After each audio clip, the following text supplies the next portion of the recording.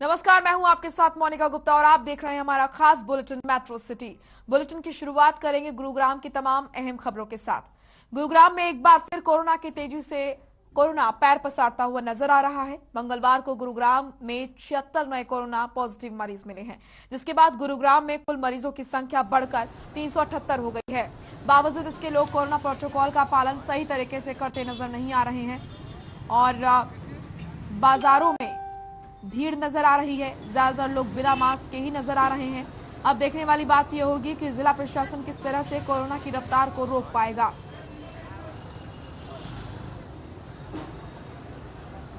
तो गुरुग्राम में एक बार फिर कोरोना तेजी से पैर पसारता हुआ नजर आ रहा है। मंगलवार को गुरुग्राम में 76 नए कोरोना पॉजिटिव मरीज मिले हैं, जिसके बाद गुरुग्राम में कुल मरीजों की संख्या बढ़कर 378 हो चुकी है। बावजूद इसके लोग कोरोना प्रोटोकॉल का पालन सही तरीके से नहीं कर रहे हैं। बाजारों में ज्यादातर लोग बिना मास्क के ही नजर आ रहे हैं। अब देखने वाली बात यह है कि जिला प्रशासन किस तरह से कोरोना की रफ्तार को रोक पाएगा, क्योंकि जिस तरीके से जो तस्वीरें नजर आ रही हैं वो भयावह हैं। बाजारों में लोगों की भीड़ नजर आ रही है और लोग ज्यादातर बिना मास्क के ही नजर आ रहे हैं। और आपको बता दें कि लगातार जो केस हैं वो बढ़ते हुए नजर आ रहे हैं।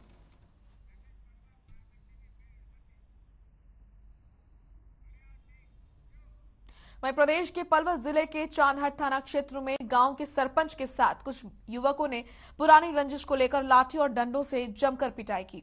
सरपंच की पिटाई इतनी बेरहमी से की गई कि उसको कई गंभीर चोटें आई हैं। क्या है पूरा मामला, इस रिपोर्ट में देखिए।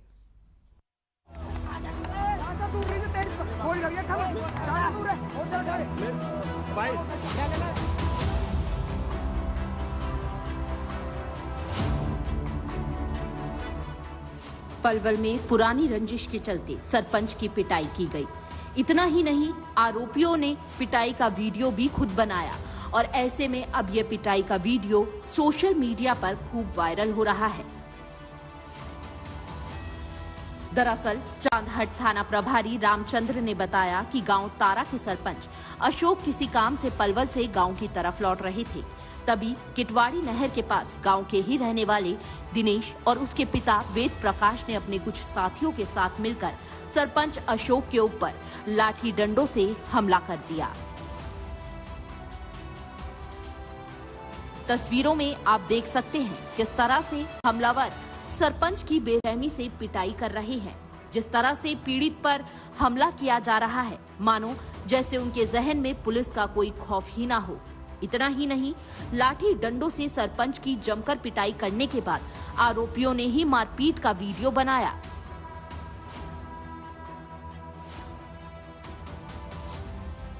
स्थानीय लोगों ने परिवार वालों को सूचना दी तो परिजनों ने घायल अवस्था में सरपंच को इलाज के लिए एक निजी अस्पताल में भर्ती कराया। पुलिस ने सरपंच की शिकायत पर मुकदमा दर्ज कर वेद प्रकाश नामक आरोपी को गिरफ्तार कर लिया है और बाकी आरोपियों की तलाश की जा रही है। पुलिस के अनुसार दोनों पक्षों के बीच पुराने समय से राजनीतिक विवाद चल रहा है और उसी को लेकर मारपीट की इस वारदात को अंजाम दिया गया है। पुलिस का कहना है कि दूसरे आरोपियों की तलाश की जा रही है। उसके साथ गांव के ही एक लड़का है दिनेश और एक उसका पिताजी है देव प्रकाश और उसके साथ 3-4 अन्य किटवाड़ी नहर पुल के पास उसके साथ मारपीट करी थी, जिसकी वीडियो भी उन्होंने बना करके वायरल कर दी थी, जिसमें उनकी शनाख्त हुई है और उन्होंने उस पर केस रजिस्टर कर लिया गया है और ST/SC एक्ट का मुकदमा दर्ज करके उनके खिलाफ और कल 27 तारीख को वेद प्रकाश अक्यूज को हमने अरेस्ट कर लिया है, उसको जुडिशियली भेज दिया है और जो बाकी मुलजिम हैं उनके पीछे पुलिस लगी हुई है।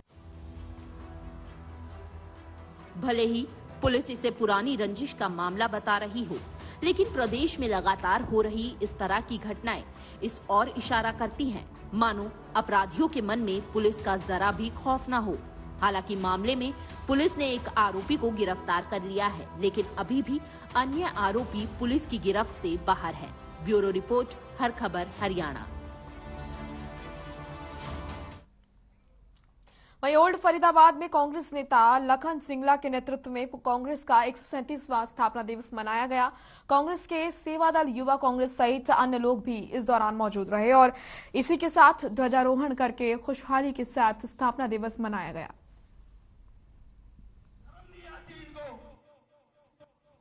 हमारी यूथ कांग्रेस है, जिला कांग्रेस है, जो हमारे पुराने पदाधिकारी हैं और सारे कांग्रेस के कार्यकर्ता हैं और सेवा दल ने बहुत बड़ा योगदान है इसमें।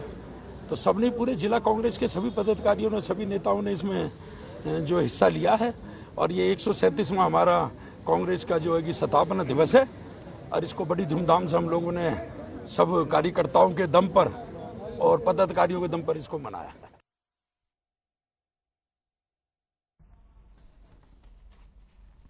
पूरे देश में कांग्रेस स्थापना दिवस मना रही है, तो वहीं फरीदाबाद में भी कांग्रेस ने अलग अलग जगहों पर स्थापना दिवस के रूप में कार्यक्रम आयोजित किए, जहां कांग्रेस के तमाम बड़े नेताओं से लेकर कार्यकर्ता भी शामिल हुए।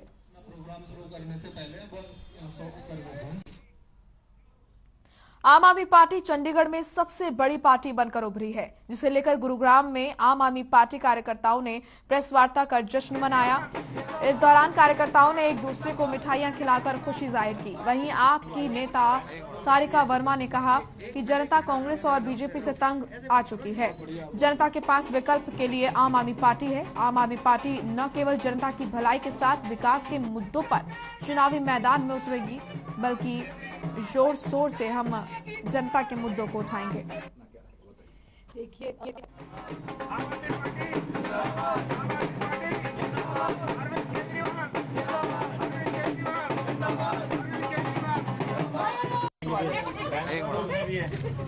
एक मिनट ऐसे मत करो। बहुत बढ़िया, बहुत बढ़िया।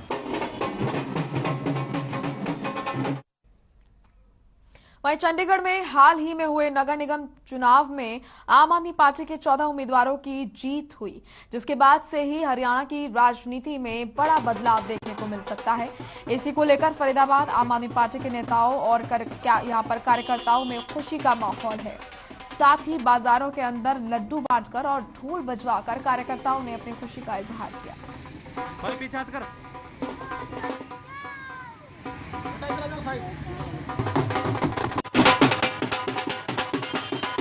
आम आदमी पार्टी ने आज हमारे देश में दिल्ली के यशस्वी मुख्यमंत्री अरविंद केजरीवाल जी के नेतृत्व में जितने अभूतपूर्व कार्य केजरीवाल जी ने दिल्ली के अंदर किए, उन कामों को देखते हुए आज पहली बार चंडीगढ़ के अंदर नगर निगम में 35 में से एक बड़ी पार्टी बन के निकली, 14 पार्षद जीते। आपके संज्ञान में लाना चाहता हूं, 5 से 6 पार्षद तो हमारे 200 से भी कम वोटों से आ रहे हैं। इस तरीके से आप ये देख सकते हैं कि समूचे भारत के अंदर एकमात्र पार्टी आम आदमी पार्टी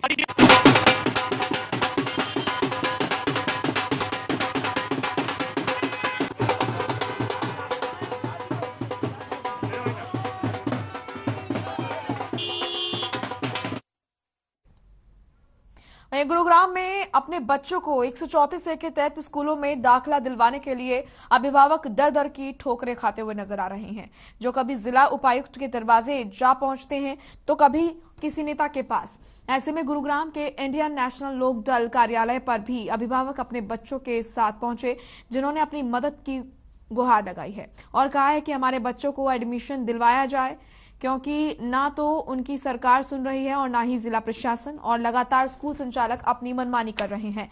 एडमिशन देने के नाम पर सीटों को फुल बता दिया गया है, तो कहीं एडमिशन के नाम पर स्कूल संचालकों पर यहां पर मोटी रकम ऐंठने के आरोप भी लग रहे हैं। इनेलो कार्यकर्ताओं का कहना है कि अगर बच्चों के दाखिले नहीं किए गए तो इनेलो इसको लेकर बड़ा प्रदर्शन करेगी।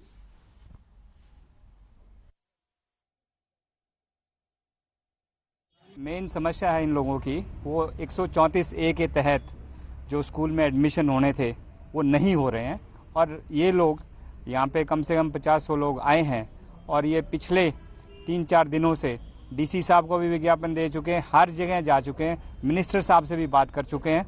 आप इस बच्चे को देखिए, बेचारे को, इसकी क्या गलती है? और ये जो बीजेपी सरकार है ये कहती है कि सबका साथ सबका विकास, ऐसे सबका साथ ऐसे सबका विकास होता है क्या? आप बताइए।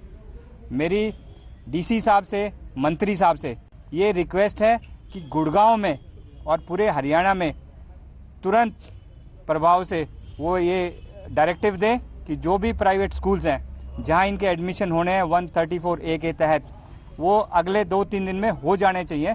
नहीं तो इंडियन नेशनल लोकदल इस चीज़ को बड़ी प्रमुखता से स्टेट वाइड एजिटेशन इसके ऊपर करेगा। विश्व के मानचित्र पर साइबर सिटी के रूप में अपनी पहचान बना चुके गुरुग्राम के दिल्ली स्थित सरहॉल टोल प्लाजा पर यात्रियों को जाम से मुक्ति दिलवाने के प्रयास शुरू कर दिए गए हैं। इसको लेकर गुरुग्राम के डीसी ने एनएचआई और डीसीपी ट्रैफिक के साथ NH48 का दौरा किया। निरीक्षण के दौरान गुरुग्राम के डीसी यश गर्ग ने अधिकारियों को रूट मैप तैयार करने को कहा है। इसके अलावा एक कमेटी का भी गठन किया गया जो इस संबंध में दिल्ली सरकार से बात कर गुरुग्राम दिल्ली बॉर्डर पर इस तरह से निर्माण करने का प्रयास करेगी जिससे यात्रियों को जाम से निजात मिल सके।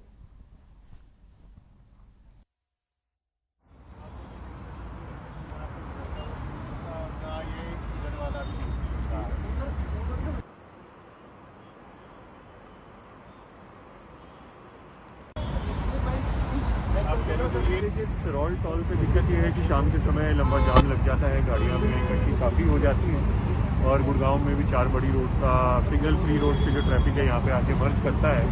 तो इसी का सर्वे सारी एजेंसीज के साथ आज रखा था, जिसमें हमारे डीसीपी ट्रैफिक साहिबान भी हैं, हमारे NHAI से भी लोग हैं, RSOs भी हैं, रोड इंजीनियरिंग के लोग भी हैं कि इसका कोई सोल्यूशन निकाला जाए कि जो रोज़ शाम को यहाँ दिक्कत होती है कंप्यूटर्स को वो दिक्कत हो।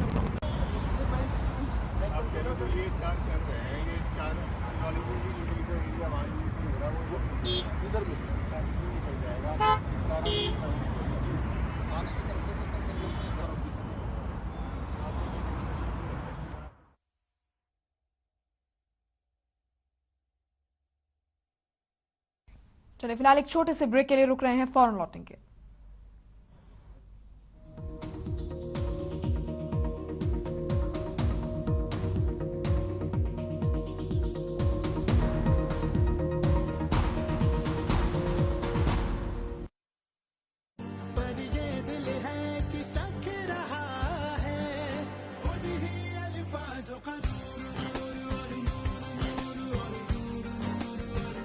दूर कितना भी जा, इस जुबान से दूर ना जा पाओगे। विमल, बोलो जुबान केसरी। मेरे जैसा कोई दूसरा? चुलबुलापन जिसकी हर बात में घुल जाए, जिंदगी में रंग भर दे। मेरी जैसी मेरी अपनी पताका चाय, गजब का स्वाद। ले आइए उक्काया होम इन्वर्टर बैटरी। इसकी एडवांस ट्यूबुलर टेक्नोलॉजी देती है quick recharge and longer backup. उक्काया, नेवर स्टॉप इंडिया। जुबान के लिए उड़ चला घरों की ज़मीं पर, खुशबू अपने पन की ढूंढता। दूर कितना भी जा, इस जुबान से दूर ना जा पाओगे। विमल, बोलो जुबान केसरी। मेरे जैसा कोई दूसरा? चुलबुलापन जिसकी हर बात में घुल जाए, जिंदगी में रंग भर दे। मेरी जैसी मेरी अपनी पताका चाय, गजब का स्वाद। शासन प्रशासन पर जो रखते हैं लगाम, सरकार की तमाम योजनाओं को जो लाते हैं अमल से असर तक, आपके अफसर होंगे आपसे रूबरू। देखिए आपका अफसर सुंदर सोलंकी के साथ हर शनिवार रात 8:30 बजे और रविवार सुबह 10:30 बजे, सिर्फ हर खबर हरियाणा पर। Hey mom, hey, look, I can download a song really fast. I can make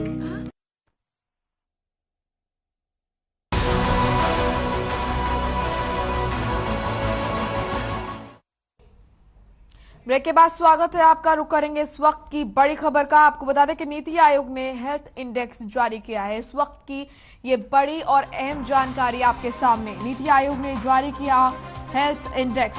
Haryana में नहीं स्टाफ नर्सों की कमी और साथ ही हरियाणा बना एकमात्र ऐसा राज्य पूरे स्टाफ को ITA यहाँ पर बेहतर स्वास्थ्य प्रणालियों में भी बेहतर बताया गया है हरियाणा को। तो ये बड़ी जानकारी, नीति आयोग ने हेल्थ इंडेक्स जारी किया है। हरियाणा में स्टाफ नर्सों की कमी नहीं है और इसी के साथ यहाँ पर जो तैयारियां हैं प्रदेश की वो बेहतर बताई गई हैं। तो ये बड़ी और अहम जानकारी आपके सामने, नीति आयोग ने हेल्थ इंडेक्स जारी किया। हरियाणा में स्टाफ नर्सों की कमी नहीं। हरियाणा बना एकमात्र ऐसा राज्य, पूरे स्टाफ को IT इनेबल्ड यहाँ पर उससे कवर किया गया है। तो ये बड़ी और महत्वपूर्ण जानकारी आपके सामने, नीति आयोग ने हेल्थ इंडेक्स जारी किया है जिसमें पता चलता है कि हरियाणा में जो स्वास्थ्य सेवाएं हैं वो फिलहाल अभी दुरुस्त है और हरियाणा प्रदेश जो है वो तैयार है। जिस तरीके से ओमिक्रॉन और कोरोना अपने पैर पसार रहा है, अब दोबारा से उसको लेकर हेल्थ इंडेक्स जो जारी किया गया है नीति आयोग की तरफ से, वो कहीं ना कहीं राहत देने वाला।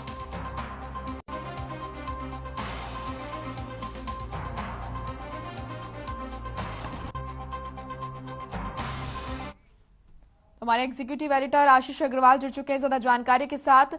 आशीष, जो हेल्थ इंडेक्स जारी किया गया है नीति आयोग की तरफ से, वो कहीं ना कहीं राहत देने वाला है।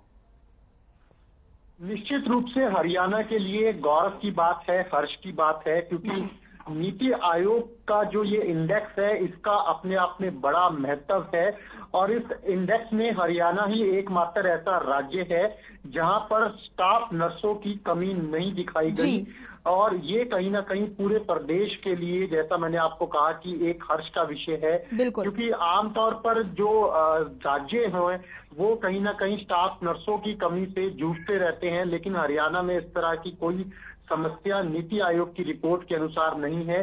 तो पूरे प्रदेश के लिए, स्वास्थ्य विभाग के लिए ये गौरव की बात है अपने आप में। बिल्कुल आशीष, और जिस तरीके से जो कोरोना है वो एक बार फिर से अपना जो असर है वो दिखा रहा है, फिर से संक्रमण जो है वो फैलता हुआ नजर आ रहा है। ओमिक्रॉन ने भी हरियाणा में दस्तक दी है, तो इसके लिए कहीं ना कहीं जो प्रदेश है वो तैयार है, इससे ये मालूम चलता है। बिल्कुल, देखिए, जो स्वास्थ्य सुविधाएं होती हैं वो किसी भी राज्य के लिए सबसे मूलभूत चीज होती है और नीति आयोग की जो रिपोर्ट आई है उसमें स्वास्थ्य प्रणालियों में अगर हम बात करें तो हरियाणा को जो प्रदर्शन है ओवरऑल बेहतर रहा है।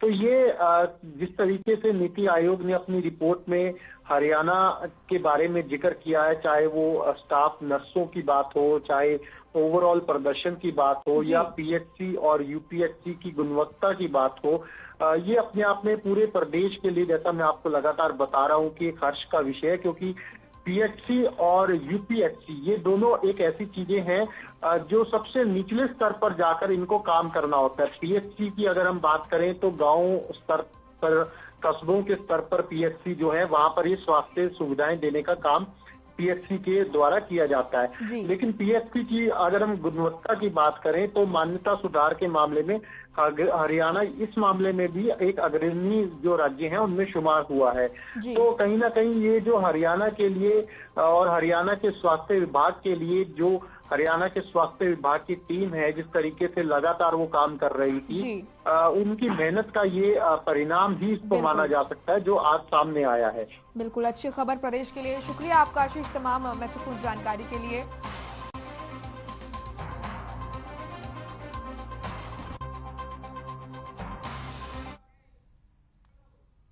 वहीं फरीदाबाद के पाखल गांव में पानी का बोर लगाने के विवाद के चलते चचेरे भाई की तेजधार हथियार से हत्या कर दी गई। मृतक की उम्र 32 साल बताई जा रही है। आपको बता दें कि पिछले काफी समय से आपस में परिवार में विवाद चल रहा था। वहीं पुलिस ने हत्या के जुर्म में 4 लोगों के खिलाफ मामला दर्ज कर लिया है। फिलहाल सभी आरोपी फरार हैं।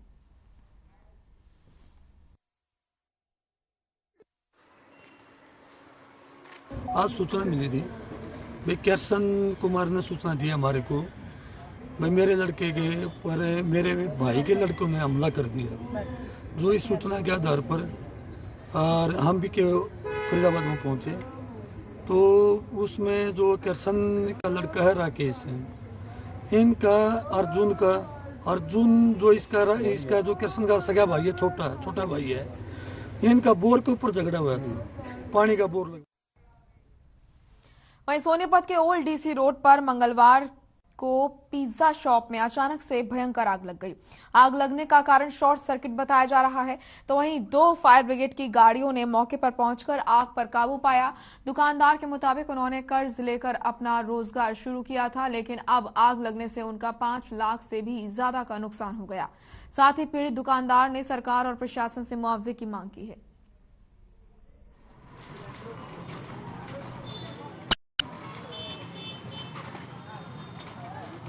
मेरे पास तो फ़ोन आया था, किसी ने बताया कि भाई दीपक भाई आपकी शॉप में आग लग गई है। हमारे पड़ोसी हैं संदीप भाई, उनका फ़ोन आया, काफ़ी सारे दोस्तों का फ़ोन आया, उन्होंने बताया आग लग गया शॉर्ट सर्किट से।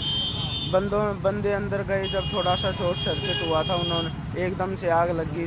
गैस का ये क्या कहते हैं, डीप फ्रीज का सिलेंडर फट गया, तो उसी से ये आग लग गया। मैन तो शॉर्ट सर्किट से फिर एकदम से ज़्यादा आग हो। चलिए अब खबर सोनीपत से है, जहां पर शहर में यातायात को सुचारू रूप से चलाने और जाम को कम करने के लिए गोहाना रोड पर फ्लाईओवर बनाया गया था, जिस पर करोड़ों रुपए खर्च किए गए थे। लेकिन अब उस फ्लाईओवर से यहां पर फ्लाईओवर की तस्वीरें सामने आई हैं, जहां पर दरारें आने लगी है और सड़क भी धंस गई है, जिसके बाद से सड़क धंसने से आसपास के दुकानदार और शहरवासियों में गुस्सा है और शहरवासियों ने इसका अधिकारियों की लापरवाही इसको बताया है। साथ ही यहाँ पर लगातार लोगों का कहना है कि प्रशासन से गुहार लगाई गई है, लेकिन उनकी सुनवाई नहीं होती है। निगम अधिकारियों का कहना है कि ये कैसे हुआ, इसकी जांच होगी और जल्द ही सड़क को ठीक करवा दिया जाएगा।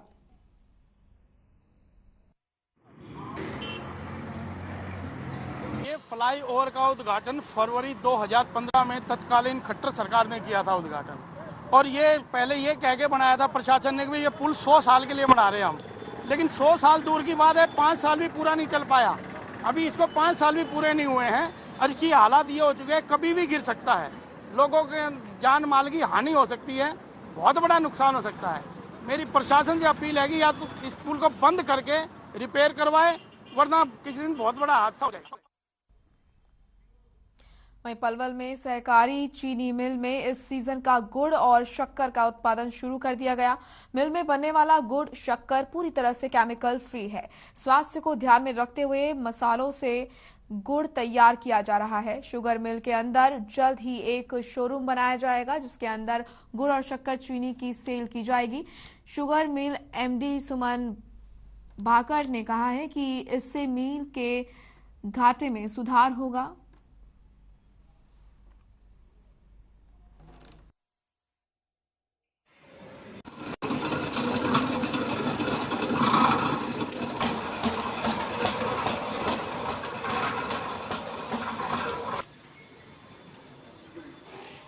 द्वारा ऑपरेट किया जाता है। मेन मोटिव यहाँ पे यही है कि शुगर के अलावा आप गुड़ और शक्कर, जो हमारे ट्रेडिशनल टाइम से, पुराने ज़माने से जो चली आ रही है, उसका प्रोडक्शन भी करें, ताकि आसपास के एरिया को पता चले कि ये चीज़ें भी हैं जो हमारी जनरेशन अब भूल चुकी है। उनके सामने अगर एक कोई सरकारी मील, गवर्नमेंट मील अगर लेके आती है, तो नो डाउट वहाँ लोगों को ये अवेयर कराना है कि इन चीज़ों का भी यूज करें। वहीं साइबर सिटी के नाम से मशहूर गुरुग्राम भारत के मानचित्र पर अपनी एक अलग जगह बनाए हुए है। अगर बात करें गुरुग्राम में बढ़ती जनसंख्या की, तो वो भी दिन प्रतिदिन बढ़ती जा रही है। हर व्यक्ति यहां अपना खुद का आशियाना बनाना चाहता है, लेकिन गुरुग्राम में प्रॉपर्टी का कैसा हाल है, इसको लेकर गुरुग्राम में मशहूर यहां पर फिल्मी एस्टेट कंसल्टेंट संजय ककरालिया से हमने बात की है। क्या कुछ कहना है उनका, आपको सुनाते हैं।